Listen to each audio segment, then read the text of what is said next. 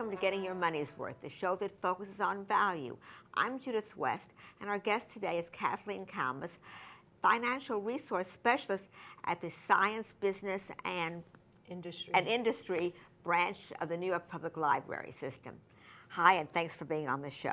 Thanks for inviting me. Okay, so tell me something. In the 21st century, the public library has financial resource specialists. Yes, we have. We've moved right along. You've moved right along. But that's so. In the 20th century, they actually had them as well. Okay, all right. Okay.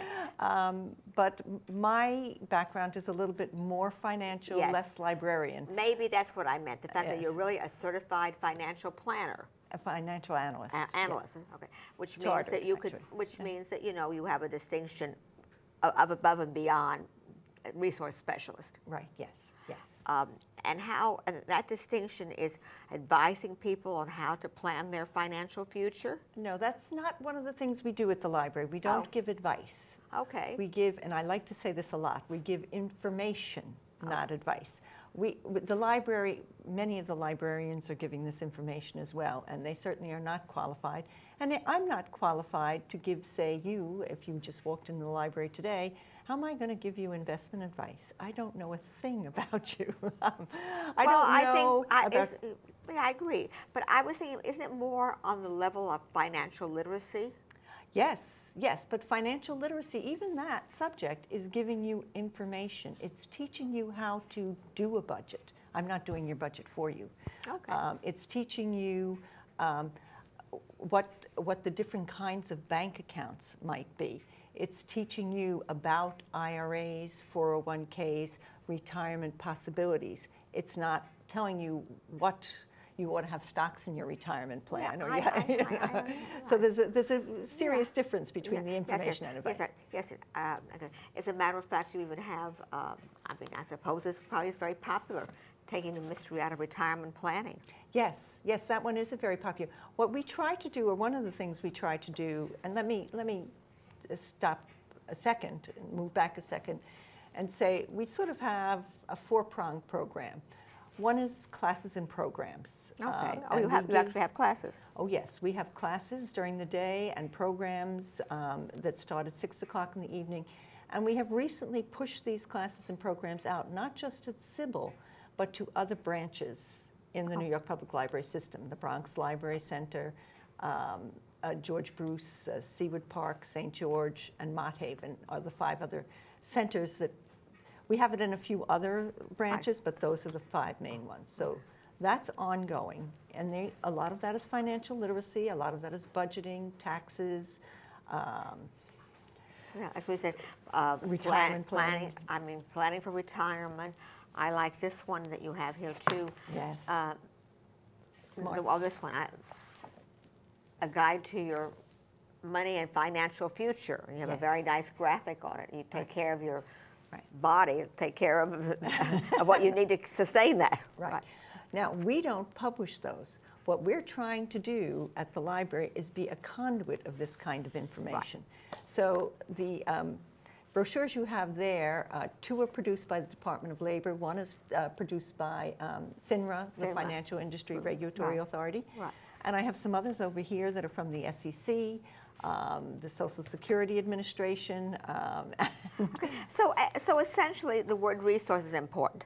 You have a body of programs, guides available for folks who want help in planning their future, planning their retirement, when to save, how to save. Right, and part of those resources, and another one of my 4 prongs, if I can get back to that, are our books and databases and things like this, brochures like this. So we are still a library, we still have books, we still have databases that people would use to help them plan their financial future. Another important item that I want to get in is we do give free financial counseling. And that's where your certified financial planners come in. They're provided to us by the Financial Planning Association of New York. And they offer free counseling at the library, at SIBL. SIBL is a Science and Business Industry. Science, Industry, and Business, right, yes. You can sign up for these sessions on our website, and I think the address was down But at the bottom. what about, is this individual credit counseling? We have two kinds of counseling. One is with the certified financial planners, which is a little bit more sophisticated planning, but you can bring in your checking accounts, your investment accounts, whatever, and they will go over it with you, and they will give advice. That's their job. We also, the second portion of And this is no charge. No charge. Oh, I wanted to say that at the beginning. Right. You talk about value. Exactly. Nothing at the library costs money. And that is indeed a value. That is the very best value you're going to find. Absolutely, absolutely. And it's worthwhile. Right. So we also have credit crisis counseling. So if you find yourself deeply in debt and you don't know what to do about it, or you're having problems with your credit rating agencies or whatever. You're having problems with foreclosure or something like that, you can come in? You can come in, and that gentleman offers you an hour, and I think you can sign up for a second hour where he will help you go through your accounts. They will help renegotiate for you. This is a wonderful service that I don't think many folks know about.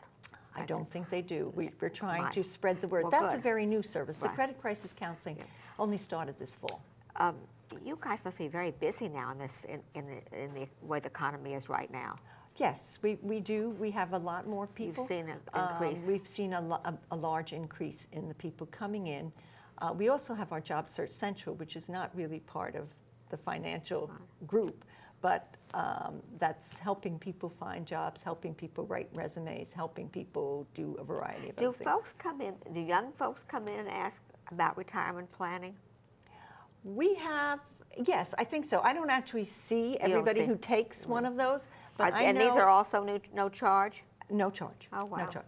But we do give classes on retirement, and you have young people in those classes. Well, that's a good idea. Yeah, yes. Oh, yes. We give a class on retirement and college savings accounts, which to explain how they work and to explain the kinds of accounts that are available. The public school systems don't teach financial literacy as a matter of course anymore. No, they really don't, particularly in the younger grades, but they are trying to do more. Yes, I think there is pressure because often folks graduate and frankly they don't even know what it means, gross income and net income. I heard some people mail that at my building trying to figure out, well, if I get paid this, what am I going to take home? They don't even know how to go about figuring it, which is a shame. Yes, it is. Yes, it is a shame. But that's not, well, I guess in part that may not be your role, that is. It's an important piece of financial literacy. And it is actually one of the parts of one of our classes and programs is brought to us by High Water Women. And one of the classes that they give to middle school children at the libraries is just that. What does your paycheck mean? Let's look at what are these deductions about? What is all of this? They have a couple of programs that they're doing for us. One is, how do you apply for a job? What do you wear? How do you get your working papers? How do you do all these basic needy things that we sort of take for granted? Right. So these are all parts of our Money Matters financial literacy program, which is becoming quite big. I mean, it's only been a couple of years. I noticed when I was glancing through some of the topics in one of the talking points things I was reading, that there was something special for women. Well, we hope to have more. Well, I was going to say that when you said women. No, you said kids don't know the difference between their gross income and net income. I have found that women don't know the difference between the gross. And we would like to cater more and more to women, and I think we're planning a program for the next segment that we're planning that will specifically be about women, divorce, and money. Right, exactly. I mean, some women are almost pathetically ill-informed. Yes, they are. Yes, they are. About how to manage their own families. Right. Oh, give that so to you. I want to mention this one other, this tax time program, if you can. Right. It's not time yet, and that's last year's piece of paper, but starting in mid-January, people will be able to come to the Science, Industry, and Business Library. And you would help preparing your tax? Well, We help them to do it online. We don't help prepare the taxes, Right. but we assist people to do it online. It is also free if your income is less than $48,000 a year. And we help you to get your tax refund very quickly. This is Well, that certainly is. I mean, that's a very good service because, so many folks who may be less sophisticated about tax returns than others go to these companies, businesses sometimes that charge them to get the refund. Yes. And what a shame to waste the money. You don't have to do that. You don't have to pay somebody 10% of your return in order to get your money faster or something. Right. Or they buy the refund from them. right. And for many of these people, there's only like 2 or 3 items that you need to put in. Or if you have wages and salaries, you're not going to be looking at dividend and interest income or any of these more complicated things. It's a simple one-page kind of simple one-page form. We have the And this is what and there is also the credit crisis coaching, yes. Which I think is very, very beneficial. And you show folks how to get their credit report. Getting credit is a big problem these days for those who need it, and those who are entitled to it still can't get it. It is. Do you work directly with banks? Or do you? No, we don't. We don't. But you guide them in how they should. The credit crisis coach, he guides them. We don't. Again, the librarians don't do take this. an active role. We're trying to be a conduit for all these services at the library and a conduit for all the information. The library itself does not give advice. We have to keep to that information. I understand that. You have your proper roles. Right. But I suppose, like you said, it's not unlike the typical role of a librarian to provide resources. Right. Right, that's what we want to do. And in this case, now we're trying to provide financial resources, which we didn't necessarily provide 10 years. Well, we did at SIBL, but certainly not at the branches. Not as global, yeah. Now tell me something. You talk about SIBL, that's the Science, Industry, Business Library. Yes. Yeah. Give us a little background on that particular branch.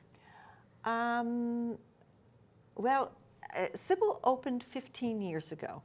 And what they did at that time was move the collection. There used to be in the main library, the 42nd Street Research Library, there was a division that was called Economic and Public Affairs. Oh, okay. And they moved that because of the increasing number of books that the entire collection had. They tried to find a division that they could move someplace else that could be a standalone division. Yeah. And that's what they did. And anyone can use that has a library? Do you have to have a library card? Well, anybody could come in and use the resources. If you wish to take books out, you do need to have a library card. And if you wish to use the internet, you have to get a library card. But if you live in New York City, well, if you live how do you get a library card?